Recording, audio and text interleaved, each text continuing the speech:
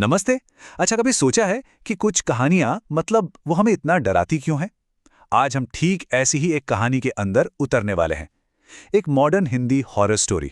और हम ये देखेंगे कि आखिर इसमें ऐसा क्या है। डर, उम्मीद और रहस्य का ऐसा कौन सा ताना बाना बुना गया है जो इसे इतना यादगार बना देता है। जरा सोचिए, अगर किसी की जिंदगी पर एक श्राप का साया पड़ जाए तो उस श्राप से आजादी पाने के लिए वो क्या दांव पर लगा सकता है, अपनी जिंदगी या कुछ और? असल में यही वो सवाल है जो इस पूरी कहानी की आत्मा है। तो चलिए, कहानी शुरू होती है एक गांव से। एक ऐसा गांव जो ऊपर से देखने में तो बड़ा शांत सा लगता है, लेकिन असल में वहां की हवा में ना एक अनकहे श्राप का डर घुला हुआ है। और देखिए, ये कोई मामूली श्राप नहीं है। नहीं, ये एक ऐसा कलंक है जो गांव की कुछ लड़कियों को समाज से बिल्कुल अलग थलग कर देता है। सोचिए, उन्हें एक अकेलेपन और एक अजीब से खौफ में जीने पर मजबूर कर देता है। इस कहानी की जड़ें ना एक बहुत पुरानी किंवदंती में है। कहते हैं कि सुना है किसी साधु के श्राप के कारण उन लड़कियों के दांत लंबे और राक्षस की तरह हो गए थे।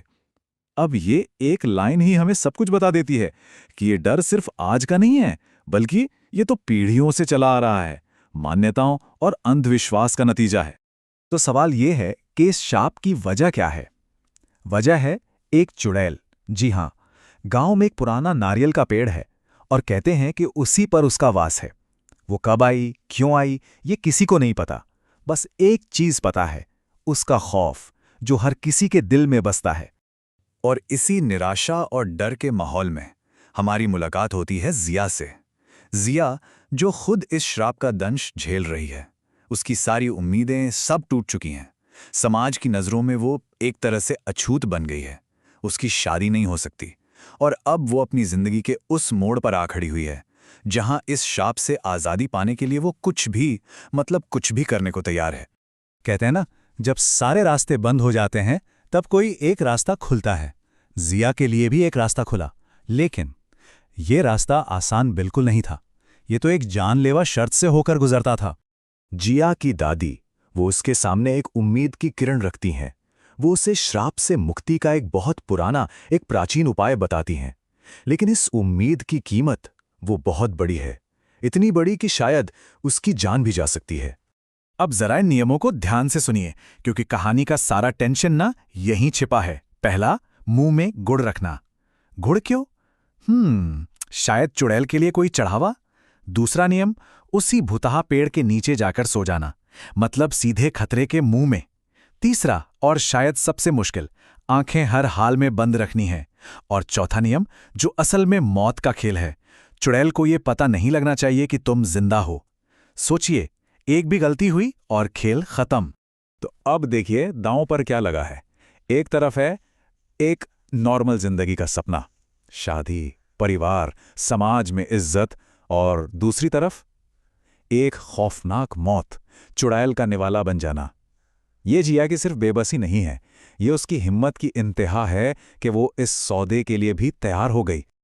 और मानो इतना खतरा काफी नहीं था कि दादी एक और खौफनाक सच बताती हैं।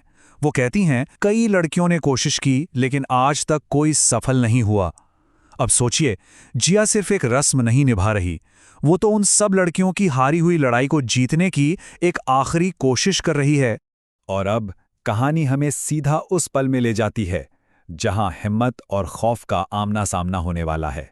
उसी पेड़ के नीचे, उस काली अंधेरी रात में जिया ने फैसला कर लिया था। कांपते हुए हाथों से उसने मुंह में गुड़ रखा और उस बुताहा पेड़ के नीचे जाकर लेट गई। उसकी हर सांस उसे ये याद दिला रही थी कि ये शायद उसकी आखिरी सांस भी हो सकती है। और फिर उस सन्नाटे को एक खौफनाक हंसी चीर देती है। वो अकेली नहीं थी, चुड़ैल आ चुकी थी। और फिर वो पल आता है जो सच में सांसें रोक देता है। कहानी कहती है, अब जिया को उसकी सांसें महसूस हो रही थीं। जरा उस एहसास के बारे में सोचिए, जब मौत आपके चेहरे पे सांस ले रही हो। लेकिन उस खौफ के बावजूद जिया टस से मस नहीं होती। वो नियम का पालन कर रही है, बिल्कुल बेजान स्थिर पड़ी रहती है, जैसे वो जिंदा ही ना हो। ये उसकी हिम्मत की कमाल है। पर आखिर इंसान की हिम्मत की भी तो एक हद होती है ना, है ना? वो खौफ, वो डर इतना ज्यादा हावी हो जाता है कि जिया का शरीर जवाब दे देता है और वो बेहोश हो जाती है। तो क्या हुआ? जिया का बेहोश हो जाना, क्या ये उसकी हार थी या अनजाने में मिली एक जीत? कहानी का अंत हमें एक ऐसे मोड़ पर लाकर खड़ा करता है जहां एक ही सवाल है जिसका कोई सीधा जवाब नहीं। क्या श्राप टूटा? कहानी हमें बस इतना बताती है कि जब जिया को होश आया और बस यहीं पर कहानी खत्म हो जाती है। लेखक ने जानबूझकर हमें एक अंधेरे कमरे में छोड़ दिया है जहां जवाबों से ज्यादा सवाल हैं।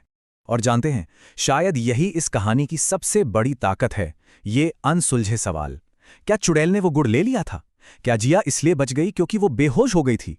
क्या वो सच में उस श्राप से आजाद हो गई, या फिर उसकी कहानी भी बाकी लड़कियों की तरह एक और नाकाम कोशिश बनकर रह गई? तो आखिर में ये कहानी हमें सोचने पर मजबूर क्या करती है? शायद ये कि असली डर किसी चुड़ैल या भूत में नहीं होता। असली डर तो अज्ञात में होता है, उस चीज में जिसका हमें पता नहीं। और सबसे डरावनी कहानियां वो नहीं होती जिनका कोई अंत हो, बल्कि वो होती हैं जो हमारे जहन में हमेशा के लिए शुरू हो जाती हैं।